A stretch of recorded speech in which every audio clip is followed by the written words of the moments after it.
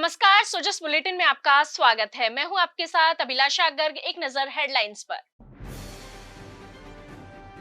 विकसित राजस्थान 2047 के लक्ष्यों को लेकर मुख्यमंत्री ने ली बैठक। राजस्थान को विकसित प्रदेश बनाने के लिए संकल्पित राज्य सरकार।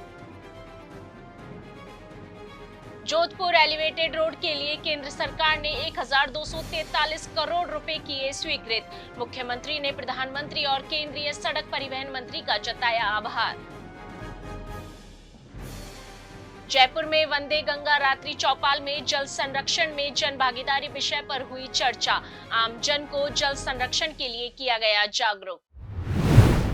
मुख्यमंत्री श्री भजनलाल शर्मा ने कहा कि प्रधानमंत्री श्री नरेंद्र मोदी के विजन के अनुरूप विकसित भारत विकसित राजस्थान का संकल्प तेजी से सिद्धि की ओर बढ़ रहा है।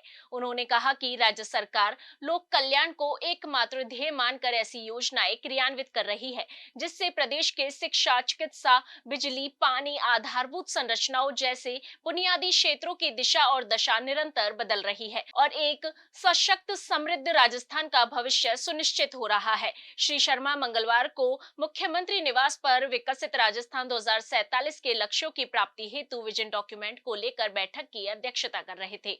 उन्होंने कहा कि किसी भी लक्ष्य की प्राप्ति में कार्य योजना और उसकी क्रियान्विति की सबसे अधिक महत्वपूर्ण भूमिका रहती है। निर्धारित लक्ष्यों को समय पर हासिल करके ही इच्छित परिणाम प्राप्त किए जा सकते हैं। उन्होंने कहा कि ये विजन डॉक्यूमेंट एक कागज नहीं बल्कि राजस्थान के विकास का मार्ग है जिसे हम धरातल पर चरणबद्ध रूप से उतारेंगे। मुख्यमंत्री ने कहा कि वर्ष 2047 के दीर्घकालीन लक्ष्य तक पहुंचने के लिए मध्यावधि लक्ष्य तय कर उन पर फोकस किया जाए। विकसित राजस्थान के लक्ष्य की प्राप्ति में 8 करोड़ प्रदेशवासियों की भूमिका बेहद महत्वपूर्ण है। अतः विजन डॉक्यूमेंट में आमजन के सुझाव भी शामिल किए जाए।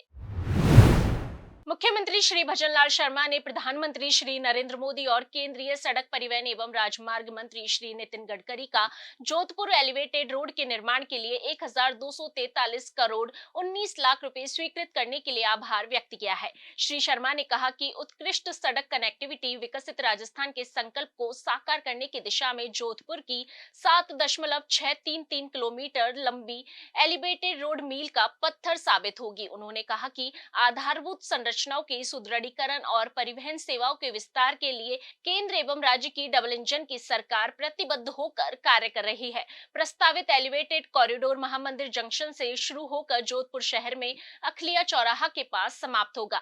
यह कॉरिडोर यात्रियों को 8 प्रमुख और 20 छोटे जंक्शनों से ऊपर जाने में सक्षम बनाएगा और भीड़-भाड़ मुक्त आवाजाही सुनिश्चित करेगा। यातायात की आवाजाही को सुविधाजनक बनाने के लिए इस एलिवेटेड रोड में दोनों तरफ कंटिन्यूअस स्लिप सर्विस रोड और 13 प्रवेश निकास रैंप होंगे।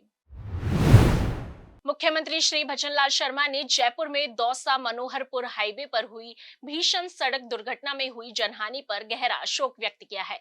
जिला प्रशासन के अधिकारियों को घायल नागरिकों का त्वरित चिकित्सकीय उपचार सुनिश्चित करने हेतु निर्देशित किया गया है। मुख्यमंत्री ने सोशल मीडिया के माध्यम से संवेदना व्यक्त करते हुए कहा कि प्रभु श्री राम से प्रार्थना है कि दिवंगत आत्माओं को अपने श्री चरणों में स्थान और घायल नागरिकों को शीघ्र अतिशीघ्र स्वास्थ्य लाभ प्रदान करे।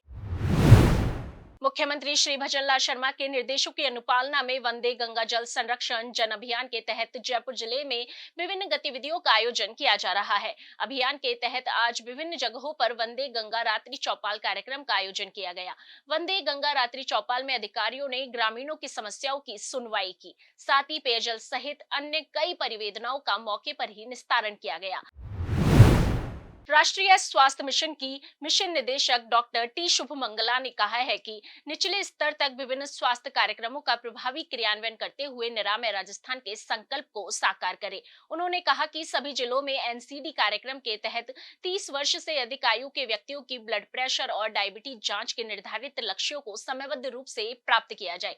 डॉक्टर टी शुभमंगला मंगलवार को स्वास्थ्य भवन में वीडियो कॉन्फ्रेंस के माध्यम से आयोजित समीक्षा बैठक को संबोधित कर रही थी। उन्होंने कहा कि राष्ट्रीय स्वास्थ्य मिशन के तहत प्रदेश में विभिन्न स्वास्थ्य कार्यक्रम संचालित है। इन कार्यक्रमों का प्रभावी संचालन सुनिश्चित किया जाए ताकि प्रदेशवासियों को बेहतर स्वास्थ्य सेवाएं मिले और विभिन्न स्वास्थ्य मानकों में प्रदेश की स्थिति और बेहतर हो। सो जिस बुलेटिन में आज के लिए इतना ही, फिर होगी आपसे मुलाकात। तब तक के लिए नमस्कार।